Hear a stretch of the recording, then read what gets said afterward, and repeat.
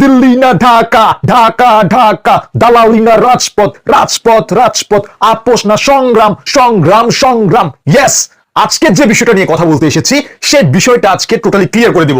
Just কথা clear হয়ে যাবে আজকে। ওকে ভাইরে ভাই, ঢাকা বিশ্ববিদ্যালয়ের ছাত্রদল সভাপতি গণেশ 2010-11 সেশনের শিক্ষার্থী, মানে 15 বছরেও সে অনার্স শেষ করতে পারেনি।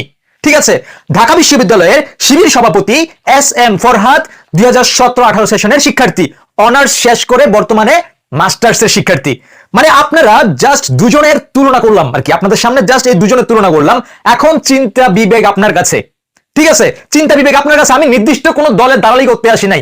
কথা হচ্ছে যে ছাত্র দল যে বড় বড় যে নেতাগুলো হবে, ভবিষ্যতে যে বাংলাদেশকে নেতৃত্ব দিবে, তার মাথায় কি আছে, তার মাথায় কি চিন্তা, হ্যাঁ, তার মাথায় পড়াশোনা ঢুকতেছে কিনা, তার ব্রেন কতটা সচল, নাকি আমার মতো মগা টগা হইলে তো সারছে ভাই, হ্যাঁ, দেশা চলা লাগবো না।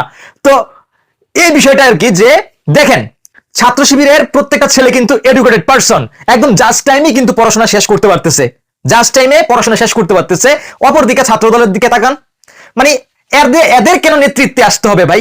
এদের তো নেতৃত্বে আসার দরকার নাই, আমি মনে করছি না। ওই জায়গায় একজন ব্রিলিয়েন্ট ছাত্র, মানে যার কিনা সময় মতো পড়াশোনা শেষ হয়ে যাচ্ছে, মানে শিবিরের ছেলে যেরকম কি বলে ব্রেন যেরকম তুফান হয়ে থাকে, এরকম ছাত্র দলের থেকে ওইরকম ছেলেদের খুঁজে খুঁজে বের করে ওদেরকে নেতৃত্বে নিয়ে আসুন ভাই। এদের চেহারা দেখলেই মনে হয় যে একটা গাঁজাখোর, অন্যরকম ভাই নেশাগ্রস্ত লাগে। যে গণেশ বাবুর কথা বললাম, হ্যাঁ, অ্যাকচুয়ালি আমি এরকম ভাবে বলতে চাই নাই। আমি চাচ্ছি যে সঠিক মানুষটা আসুক, সঠিক মানুষটা আসুক, একটা সাধারণ জনগণের মাথায় যাতে পজিটিভ চিন্তাটা আসে, এই মানুষটাকে দেখলেই যাতে পজিটিভ জিনিসটা আসে। এই গণেশ বাবু ঢাকা বিশ্ববিদ্যালয়ের শিক্ষকের সাথে যেরকম একটা আচরণ করেছে, টেবিল চাপড়ে চাপড়ে কথা বলেছে, ঠিক আছে, এটা কিন্তু সারা দেশের জনগণ কিন্তু দেখে ফেলছে কিন্তু। তো এই জিনিসটা কিন্তু দেশের মানুষ পজিটিভ ভাবে গ্রহণ করে নাই, পজিটিভ ভাবে কিন্তু নেয় নাই কিন্তু বিষয়টা। একটু খেয়াল করবেন, এখানে কিন্তু ওদের পতনটা কিন্তু হয়ে গেছে আমার কাছে মনে হয়। যে কিনা এখনো ক্ষমতা যাওয়ার আগে তার শিক্ষককে কিভাবে সম্মান করতে হবে এই জিনিসটা যেহেতু সে জানে না, সে কিভাবে শিক্ষকরা সে পাত্তা দেয় না, স্টুডেন্টদেরকে কি পাত্তা দিবে ভাই? হ্যাঁ, এই জিনিসগুলো ভাবতে হবে। আমরা জনগণরা এই জিনিসগুলো খুব খেয়াল করি, তার আচার আচরণ, ব্যবহার, তার চলাফেরা, চাল চলন, এগুলো জনগণরা, আমরা সাধারণ পাবলিকরা এগুলো খুব ভালোভাবে খেয়াল করি। আমি আহামরি কেউ না ভাই, আমি নির্দিষ্ট কোনো দলের হয়ে কথা বলতে আসি নাই। এখানে যদি শিবিরের যদি কোনো ভুল থাকে আমাকে বলবেন, আমি সেটা নিয়েও কথা বলবো, ঠিক আছে। আমি ভালোকে ভালো, মন্দকে গঠনমূলক সমালোচনা করতেই কিন্তু আপনাদের সামনে দাঁড়াইছি, হ্যাঁ, আপনাদের সামনে দাঁড়াইছি। অবশ্যই ছাত্রদল যদি ওরকম ভালো হওয়ার মতো দেশের মানুষের কাছে পজিটিভ একটা ভাইব যদি ক্রিয়েট করতে পারে, তাহলে আমিও অবশ্যই ছাত্রদলের ভালো কাজগুলোর প্রশংসা করব। তবে হ্যাঁ, আপনারা কেউ আমাকে কোনো দলের ভাববেন না, এটা ভাববেন না, ঠিক আছে, দয়া করে, ঠিক আছে, একদম আমি বলতেছি ভাই, দয়া করে আমাকে কোনো দলে ঢুকাই দিয়েন না, ঠিক আছে। আমি আমি আমি সবসময় ভালোর প্রশংসা করব, মন্দের গঠনমূলক সমালোচনা করব, জাস্ট এইটুকুই, ঠিক আছে। তো এখন আমার গত ভিডিওতে একটা ভিডিও একটু ভালো রিচ হয়েছে, ওইখানে মানুষেরা, বিএনপির আমার অনেক প্রিয় ভাইরা যারা আছে, ওরা এখানে বাজেভাবে কমেন্ট করছে, শিবিরের দালাল, শিবিরের অমক তমক। ভাই বিশ্বাস করেন, আমি এইসবে একদমই নাই, ঠিক আছে।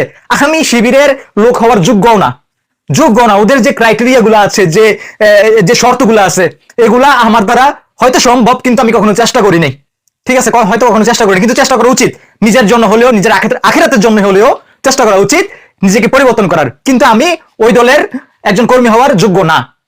এখন আমি একটা কথা বলতে চাই, যে এখানে বিএনপিতে যারা আছে তারাও যদি একটু যদি আল্লাহ খুদার নাম নেয়, এটা কি গুনাহ হয়ে যাবে? মুসলমান না, গুনাহ হয়ে যাবে? গুনাহ হবে না। এখন আল্লাহ খুদার নাম নিলে আপনারা শিবির বানাই দেন, মানে এটা কি ধরনের বিহেভিয়ার?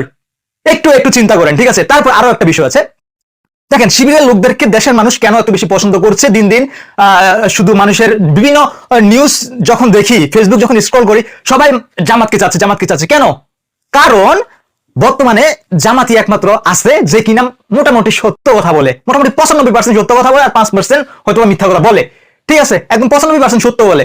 তো সত্যের পার্সেন্টেজটা জামাতের কাছে বেশি পেয়েছে দেখেই সাধারণ মানুষেরা এরকম জামাতের পক্ষে কথা বলছে, জামাতের পক্ষে বিভিন্ন জায়গায় কমেন্ট করছে। বাট আমি আবার বলছি, আমি কোনো দলের না, ঠিক আছে। ভিডিওটি ভালো লাগলে কমেন্ট করবেন, আর কোনো পরামর্শ থাকলে ভদ্র ভাষায় ডেফিনেটলি কমেন্ট করে জানাবেন। আমি প্রত্যেকটা কমেন্ট পড়ি এবং প্রত্যেকটা কমেন্টের রিপ্লাই দেওয়ার চেষ্টা করি।